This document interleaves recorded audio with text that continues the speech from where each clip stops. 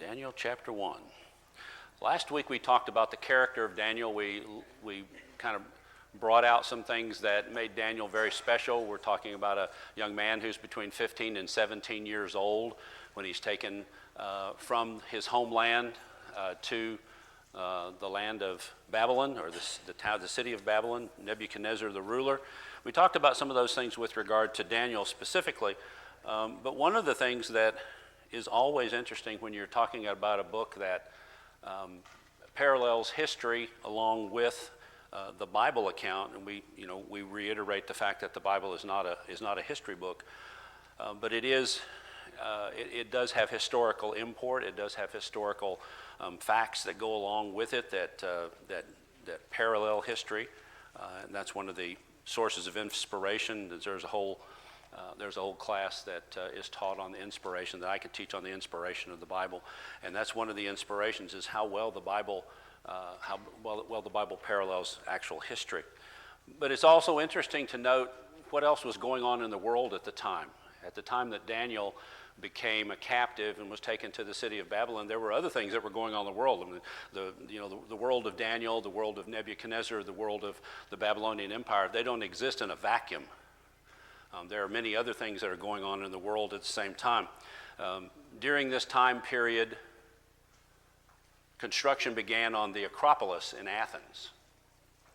And so the early stages of the construction of the Acropolis in Athens, and we're all well familiar with that building that sits on a hill in Greece. At this period in time also, the Mayan civilization was flourishing in Mexico. And so on the other side of the world, people who did not have the concept of zero were still able to exist and build a thriving world for themselves. Aesop was writing his fables about this time in history. Confucius and Buddha were both alive during this period in time. The Greeks were beginning to take art to new levels with their carvings, with their art. They were beginning to truly excel. And also the Greeks at this period in time were introducing the olive tree into Italy for the very first time. So it was a time of great expansion of not only agricultural but also artistic times. And probably one of the more important, or probably one of the more impressive things in this period of time, the Phoenicians, who were one of the first seagoing peoples. The Phoenicians actually made the first known sea journey around the Horn of Africa at this period in time. So there was a lot going on in the world, but obviously the Bible focuses on what happened to the various characters in the Bible, and specifically with regard to Daniel. So if you're at the first chapter in the book of Daniel, we'll begin our reading there. In the third year of the reign of Jehoiakim, king of Judah, Nebuchadnezzar, king of Babylon, came to Jerusalem and besieged it. And the Lord gave Jehoiakim, king of Judah, into his hand with some of the vessels of the house of God, and he brought them to the land of Shinar, to the house of his God, and placed the vessels in the treasury of his God. So in that first verse there, is there anything in that first verse that gives you pause? Is there anything in that first verse? The very first sentence. In the third year of the reign of King Jehoiakim, is there anything there that gives you pause, being the good Old Testament scholars that you are? Jeremiah, right? Jeremiah 46, verse 2 says, in the fourth year of Jehoiakim. Well, this says in the third year. So the Bible has no contradictions. The Bible does not contradict itself. So how do we validate the fact that one says in the third year and one says in the fourth year? It's a calendar system. Jeremiah was writing in the Hebrew calendar system. Daniel, who lives in Babylon now, is writing this, and he's writing in the Babylonian system, which the Babylonian system says that the first year of any king is the very next, if you will, January 1st becomes the first year. So even if the king becomes king in October of a year, and just using our calendar, it would not be the first year of his reign until that January 1st, that would be the first reign. So there is no contradiction. It's simply that Daniel reckoned a king's year after the Babylonian method, while Jeremiah did it. So anyone ever brings that to you or says something to you about that. So that was Jeremiah 46:2. You might make a note out in the side of your Bible there that that's a contradiction that really does not exist. Okay, that's an easily quantifiable a year of it. Yeah, it's a year of accession as opposed to the year of the true year of the reign. So in this third year, and we're not gonna go back and we're not gonna hash through all the history. We've been over that in Jeremiah. Sargon came, and he was an Assyrian, and he captured Jerusalem. He took some people back, and then Assyria gave way to Babylon, gave way to Nabopolassar, who was the emperor of Babylon, or the king of Babylon, and his son, when he died, his son Nebuchadnezzar took the throne. And so Nebuchadnezzar, this mighty ruler of the Babylonian Empire, whose name means Nebo, his god protects the crown. And so when he came to Jerusalem, he was fighting against Pharaoh Necro, N-E-C-R-O, Pharaoh Necro. And he won the battle at Carchemish, and we've talked about that with regard to Jeremiah. And along the way, he came across Jerusalem, and he besieged and took Jerusalem. This is the first of his 3 invasions where he takes over the city of Jerusalem. This is the captivity of 606, 605 BC. It's the first, but it's not the last. Remember, he totally destroys the city in 596 BC and takes away more captives. This is verified by the Babylonian Chronicles. These are a collection of tablets, I think, that exist in the British Museum of History. His 605, 606 BC presence in Judah is documented and clarified in these tablets. There have also been excavations, and there's actually been, and I'll mention this in subsequent classes, the statue that he builds that everyone must worship in chapter 3. They've actually found what they think on the Dura plain outside of Babylon, or what used to be Babylon, and is now in Iraq. They believe that they found the substrate for a huge statue that would have stood in that place at some time. Not saying that was where it was, but there's certain archaeological evidence that he was raising these giant monuments to himself. His campaign against Jerusalem stopped because his father died, and he had to rush back to Babylon. He made the trip. It was a 500-mile trip. He made it in 2 weeks. That doesn't seem like a lot. Most of us can drive 500 miles in a day or half a day. But 500 miles in 2 weeks during that period in time with their methods of transportation was a remarkable amount of speed for that day. We talked about the third year of his reign. He came and besieged Jerusalem. The literature tells us that, or the Bible tells us that the Lord gave Jehoiakim, king of Judah, into his hand. And when he came, he took some of the articles from the house of God. He did not take them all. He only took some. The remaining furnishings of the temple were hidden before he came, and they were brought to Babylon later in the 596 invasion. He confiscated those items. He brought them to his temple, and this is a clear declaration by Nebuchadnezzar saying, my God is better than your God. I've beat your God. You're going to submit to me now because my God is better than your God. And now is the time in the book of Daniel when God vindicates himself, because Daniel says in chapter 4, verse 25, we talked about last week, God rules in the kingdoms of men. This is a very low time for the people of Judah, for God's people.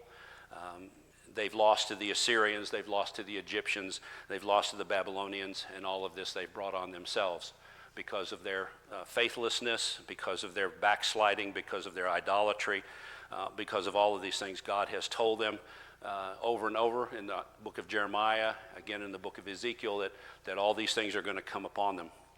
And so this is the time in the book of Daniel where God will vindicate himself. He will vindicate himself through Daniel and make the conquest of Israel very clear in the people's eyes that they've gone away from God and that they need to come home, and it'll be 70 years in captivity before they can come home.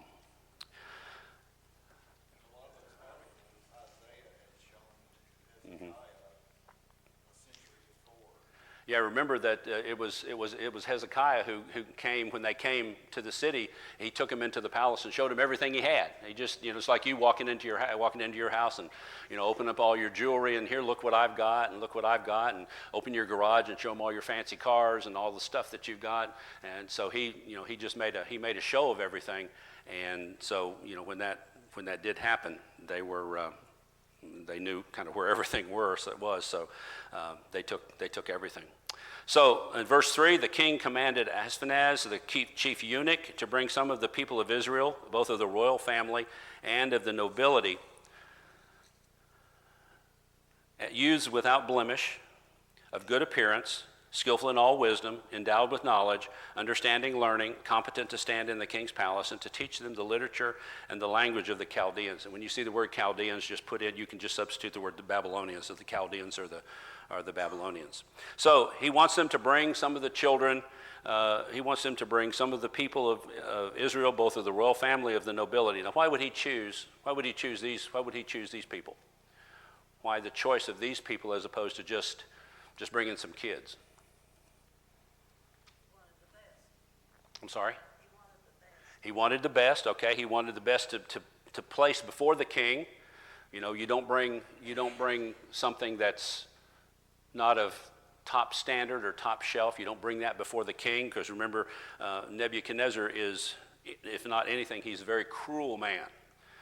Remember, he's the one that put out the eyes of the children of the king when he captured in Jeremiah. He put the eyes of the king's son out, and then he killed the children, he killed the males of the king right before the king's eyes, and then he put the king's eyes out, so that the last thing that the king saw was the king killing his sons, or his sons dying. So he's a very cruel man, and he has little patience for. As he's revealed to us in Scripture, he has very little patience with people who talk back to him, as it were. So the Hebrew for the princes is a Persian word, and it's cited several times in the book of Daniel. Daniel lives in the latter years, his later years, under the Persian government, because he lives under Nebuchadnezzar. And when the Medes and the Persians take over, he lives under Darius, the king of the Medes and the Medes, and then he gives way then finally to Cyrus, who is the king of the Persians when the Persians take over. And so he lives under multiple administrations, and we don't know if when Cyrus, and we mentioned this last week, when Cyrus gave the edict for the children of Israel to be able to go home, Daniel would have probably still been alive, and we don't know because Scripture doesn't tell us, but we could hypothesize that Daniel in his older days was a consultant to the king and could possibly have talked to him, even though we know that God says that he put it in Cyrus's mind to let the children of Israel go back home. So the word prince here is the Persian. The word prince is the Persian word. It's nothing strange about that.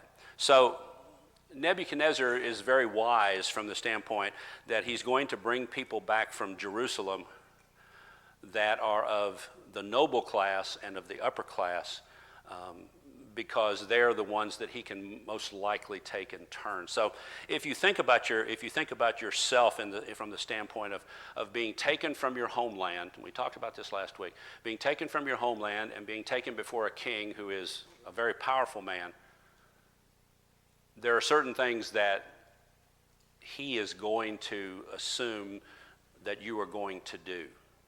And so there is a change in the culture from what you're used to what you're in now.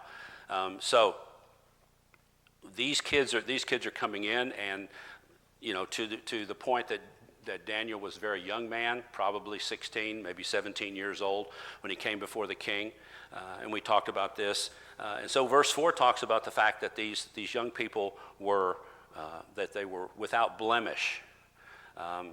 Now, why all these characteristics? Why would the youth be without blemish? Why would they be of good appearance? Why would they be skillful in all wisdom? Why would they be endowed with knowledge? Why this list of criteria? Why this list of criteria for for these people that would serve in the king's palace? What do you think? Why this list of criteria? Well, they were preparing them to be in the king's palace. Okay. That was what the aim was that for them to, in the king's palace, they were the best. Okay. So youths without blemish, what would that entail? A youth that's without blemish. Good looking. Handsome. Yeah. I mean, I don't know, but if you're a king, do you want ugly people around you? I don't know. It's just, So he wants people around him that are physically attractive. He wants people around him that are skillful in all wisdom. He wants people that are smart, that can be trained. He wants people around him that are endowed with knowledge. Why would he want people from another land, from another culture, to be endowed with this knowledge? Well, not only be able to teach, but be able to relate to the land that they came from. So these people came out of another culture. And he doesn't understand that culture. He really doesn't have time to learn another culture, much less care. He really doesn't care.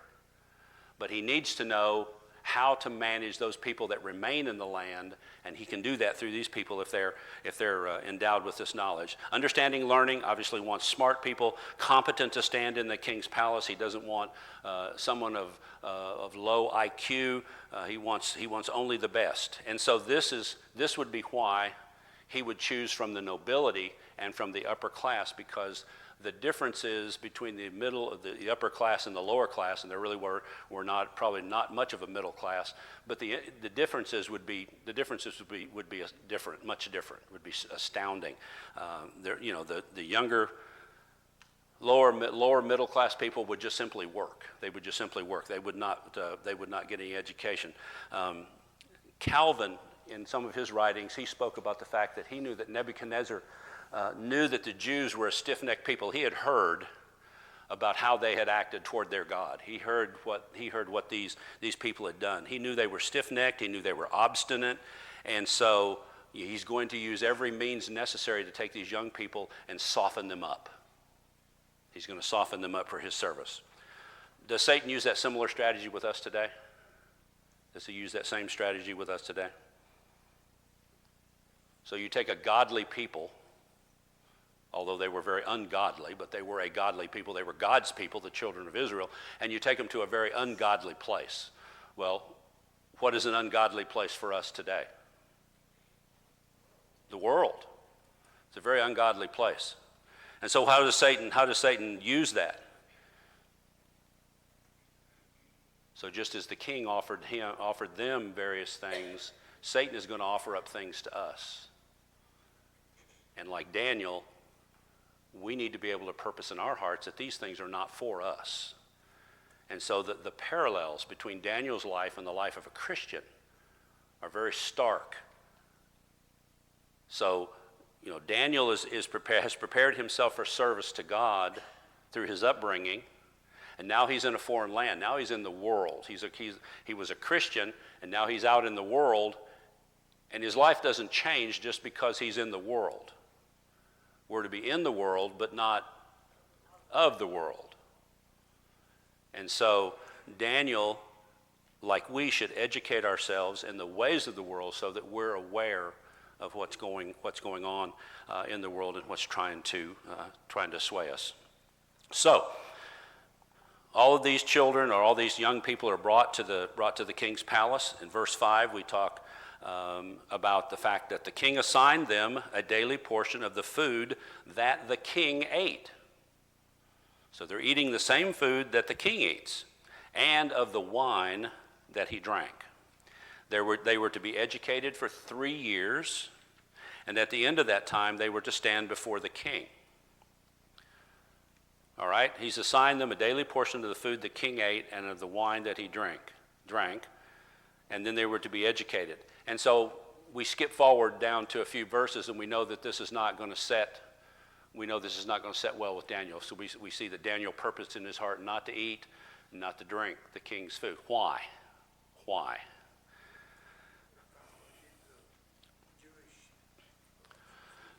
Right. So first of all, the food and the drink would violate Mosaic law.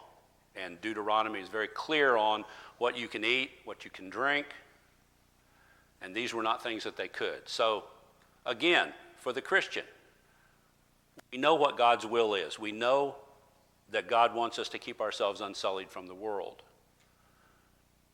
It's not necessarily that we're eating meat that's offered to idols, or that we're eating drink that is not of the type that they would drink there in their homeland. But the same food and the same wine that the king was eating and drinking was supposed to sway these young people because it was a special honor. You know, you're being invited to someplace very special, and they put something in front of you that you know clearly violates some kind of a dietary law that you, as a Jewish person, would eat. You know, it was supposed to be intended for an honor, but it was not, as it turns out, for Daniel, an honor for him. So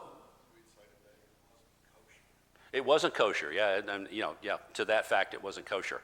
You know, there's a huge difference between food in these days, food that was enjoyed by the elites, and food that was enjoyed by the poor.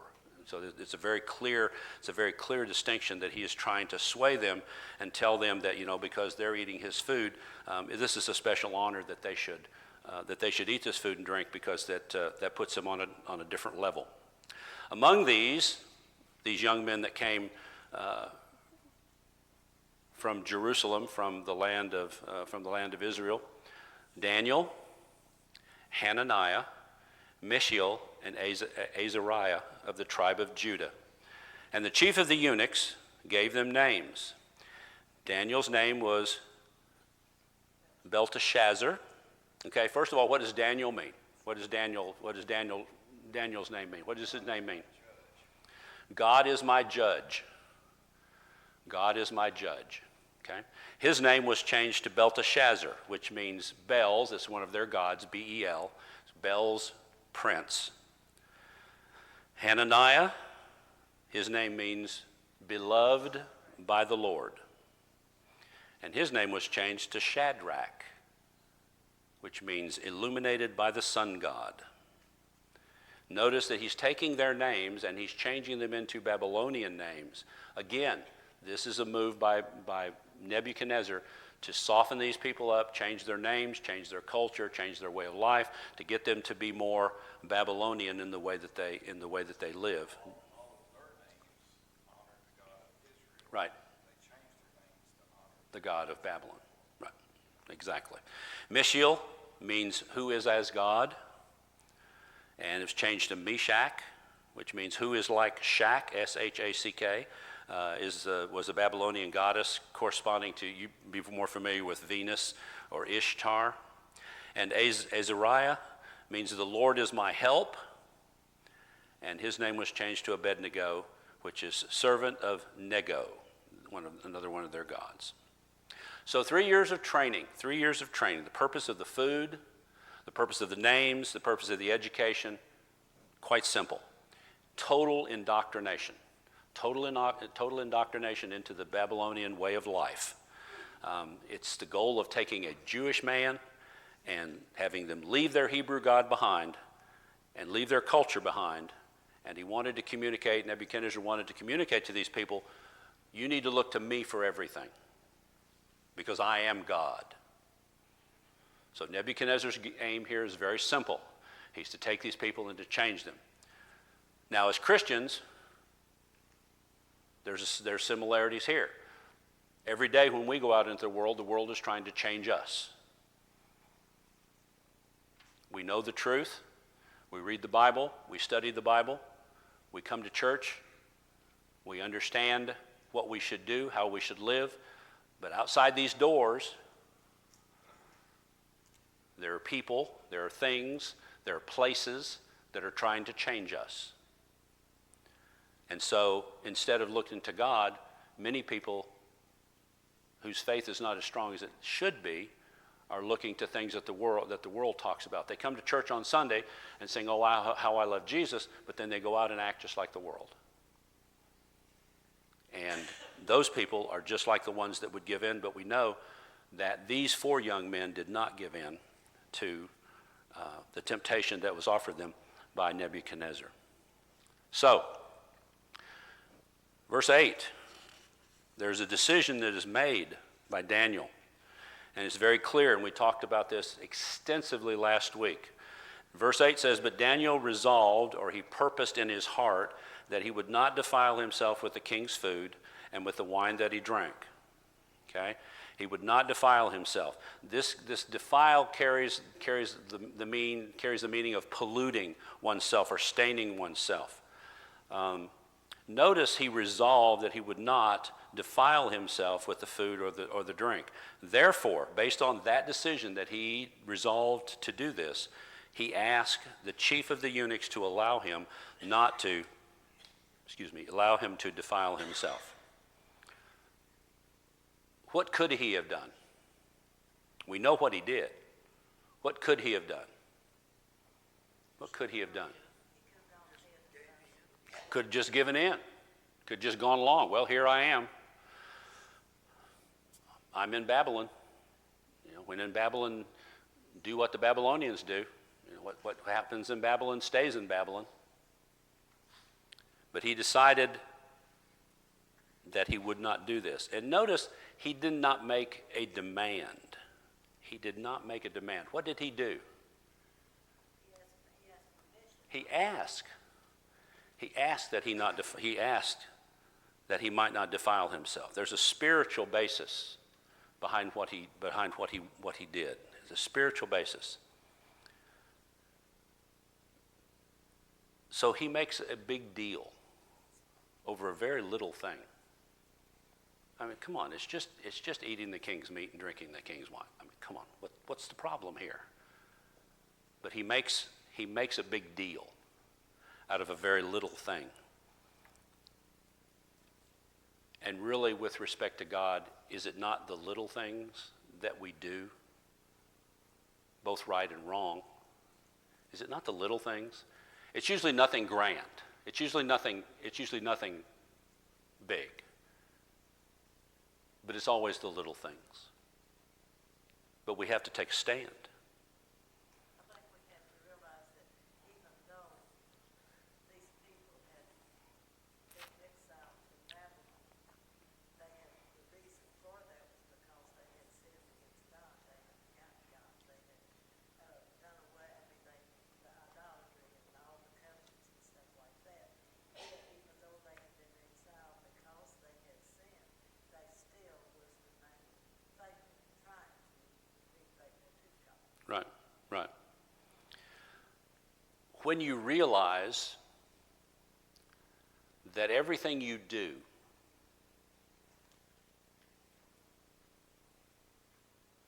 in any relationship that you have with anyone, when you realize that any relationship, God touches everything in every area of your life. He touches every decision that you make. And when you make a decision that's not a God-centered decision, that's when you get in trouble. And so it goes to the smallest things. Decisions that you make. And I've told you on various occasions when I travel, and I kind of learned this from Mike Pence. Mike Pence will not go to dinner with another woman when he's out on the road. He would not eat dinner. He would not eat a meal with another woman that wasn't his wife. It's the small thing. It's the little things that the world wants to catch you at. That Daniel purposed in his heart. This was a little thing, but it was a big thing to him. And he made this decision. He purposed to make this decision. He considered the king's food. It was not kosher. It was probably sacrificed to idols. And though the third thing was because of these two things, that implied that he was fellowshipping, if you will, the word, fellowshipping with the Babylonian cultural system. Why did he not object to the name that he was given? Why did he not stand up and say, no, I won't take on that name. I won't take on that name. I won't become a Babylonian. He didn't object to the name that he was given. Why?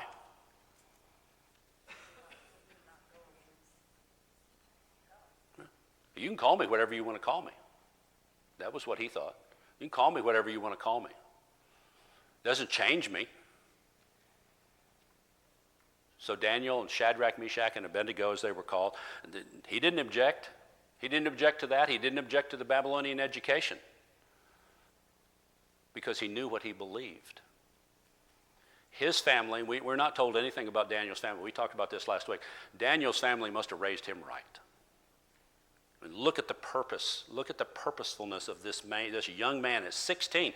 You've got to remember, this guy is 16 years old, and he's being thrust into this. And 16-year-olds today, as we talked about last week, they don't face any pressure at all in the world today, do they?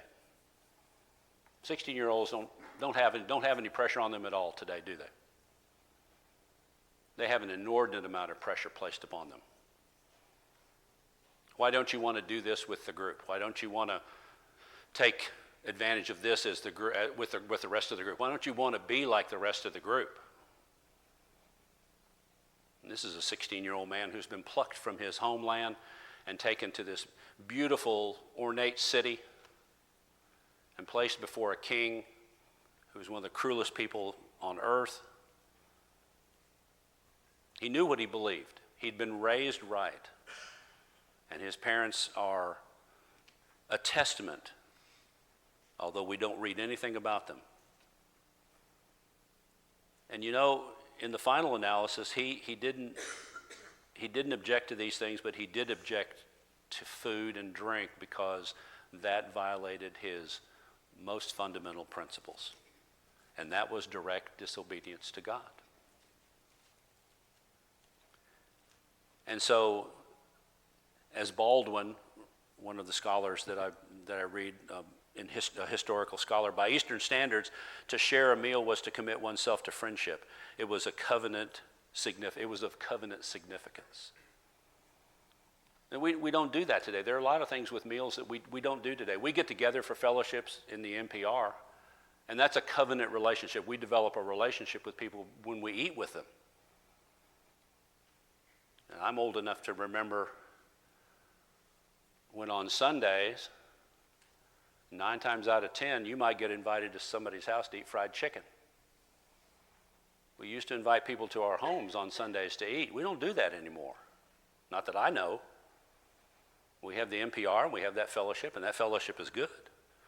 But you develop a fellowship, a covenant relationship with people when you eat a meal with them. Now, understand, God did not forbid the drinking of wine. In pagan cultures, though, that most of the wine and this meat would have been dedicated to the gods. So that's why Daniel and his friends refused it.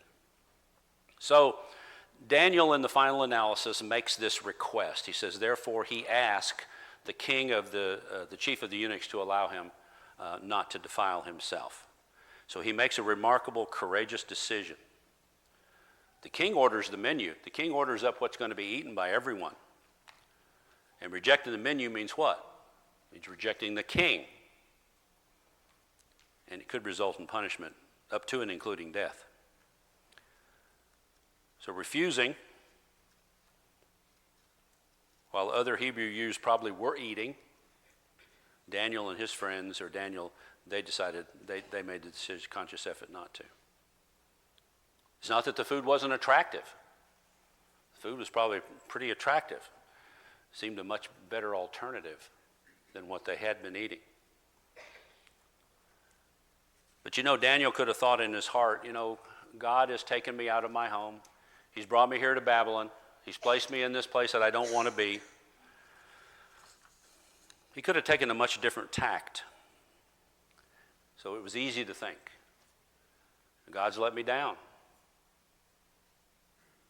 And I'm just going to go do all these other things. Why should we risk our necks for a God who's let us down, who's captured us? But yet Daniel purposed in his heart, he committed himself to obedience to God rather than to the king. So what do we learn from this purposefulness of Daniel? Well, for the Christian today, your heart must be set on the things of God beforehand so that you don't compromise. Secondly, life is a positive. Living for God is a positive. And if there's protest to be made, the protest must always be courteous, like Daniel. He requested to be excused. Daniel and his friends knew that this request would cost them something, yet they were willing. As Spurgeon has said on one occasion, be ready for a bad name, be willing to be called a bigot, be prepared for the loss of friendships, be prepared for anything so long as you can stand fast by him who bought you with his precious blood. We're tested on a daily basis. How do we fare as Daniel did? Do we fare as well as Daniel did? So God gave Daniel favor because of the decisions that he made. Favor and compassion in the sight of the chief of the eunuchs, chapter 1, verse 9. And the chief of the eunuchs said to Daniel, I fear my lord the king who assigned you food and drink, for why should he see that you are in a worse condition than the youths who are of your own age, so you would endanger my head with the king? And Daniel said to the steward, who was the chief of the eunuchs that had assigned him over Daniel, Hananiah, Mishael, and Azariah, test your servants for 10 days. Let us be given vegetables to eat and water to drink. Then let our appearance and the appearance of the youths who ate the king's food be observed by you, and deal with your servants according to what you see. And so he listened to them in this matter and tested them for 10 days. And at the end of 10 days, it was seen that they were better in appearance. They were fatter in flesh than all the youths who ate the king's food. And so the steward took away their foods and the wine that they were to drink and gave them vegetables. And as for these 4 youths, God gave them learning and skill in all literature and wisdom. And Daniel had understanding in all visions and dreams. And at the end of the time, when the king had commanded that they should be brought in, the chief of the eunuchs brought them before Nebuchadnezzar. And the king spoke with them, and among all of them, none were found like Daniel, Hananiah, Mishael, and Azariah.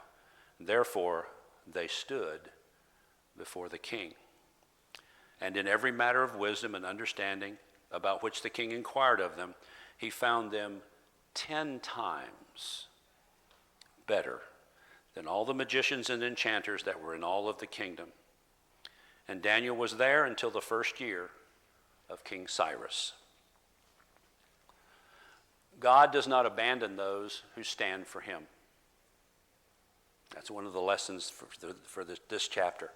He does not abandon those who stand for them. He entrusts, if we entrust ourselves to God, God will take care of us. Daniel suggested a plan to the king that let us just eat these vegetables and drink water.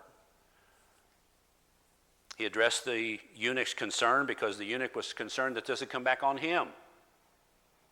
And Daniel said, just let us do this test. Put us to the test on this. Daniel made a godly and wise compromise with the chief of the eunuchs to do this. And it was not a compromise in an ungodly way.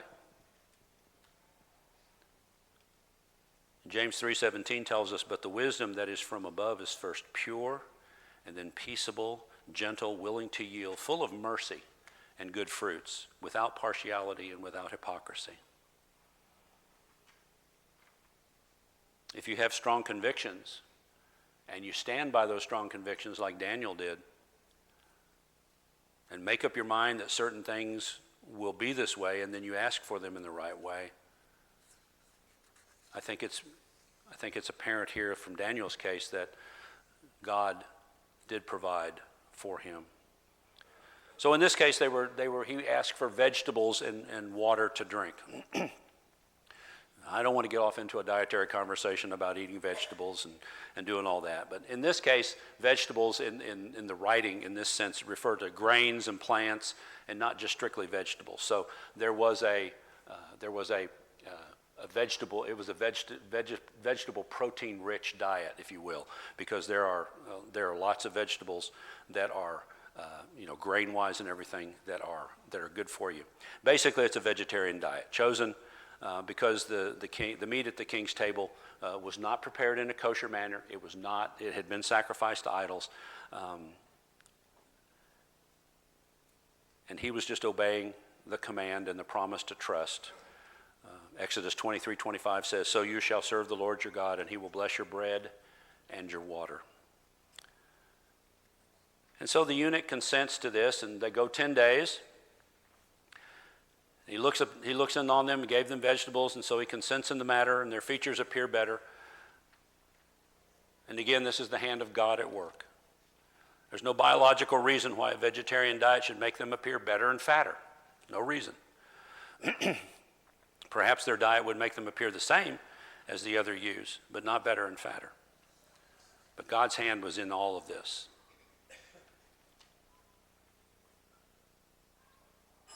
And so his companions were blessed and promoted. The special intellectual skill or the special intellectual ability of Daniel and his companions was not due to the diet. It was due to God's intervention. Some think that diets have direct effect on their knowledge. One scholar has written, this slender diet was some help to their studies, for loaden bellies make loaden wits. Nevertheless, the key in all this was a spiritual one. So when you give yourself to the Lord, when you commit yourself to his ways, when you reject what the world has to offer, as is your reasonable service, Daniel and his friends understood these principles, and God blessed them in their acting. Daniel shows in the final verses that he had understanding of all visions and dreams. This goes to his purity of heart. This goes to his faithfulness in God. And this comes before all the enlightenment that he will give to the king in chapter 2 and chapters that follow. He receives great revelations. But now he simply shows himself as a dedicated follower to God. None were found. None were found like Daniel, Hananiah, Mishael, and Azariah. These young men from Jerusalem would now be immersed in study, and when the 3 years was past, they shone themselves before the king, and they stood by and before the king. Daniel had a long, successful career in the worst of circumstances. He worked for tyrants who thought nothing of killing their staff and advisors, much less of firing them. His employer suffered the worst kind of hostile takeover when the Medes and the Persians conquered the Babylonians. The seeds of his greatness are evident in the very first chapter of Daniel. The fact that he remained till the first year of Cyrus's rule is testament to the fact that Daniel was someone very special. And he was special because he was faithful to God. He did not let foreign captors, he did not let a foreign way of life influence him. He did not let the world entangle him. And thus, as we said last week, one of the very first observations that we made, Daniel is one of the few people in the Bible that there's never anything negative said about. He is one of the three that we find in Jeremiah that God says, if the whole land of Israel stood before me, only these three men would be saved: Daniel, Noah, and Job. And in Ezekiel 15, as was pointed out to me last week, Moses and Samuel were the other two. So next week, we get to chapter 2, and we start talking about Daniel's interpretation of dreams, the power that God gives to this faithful young man to interpret the dreams of a king when no one else can. So, Lord willing, we'll see you next week.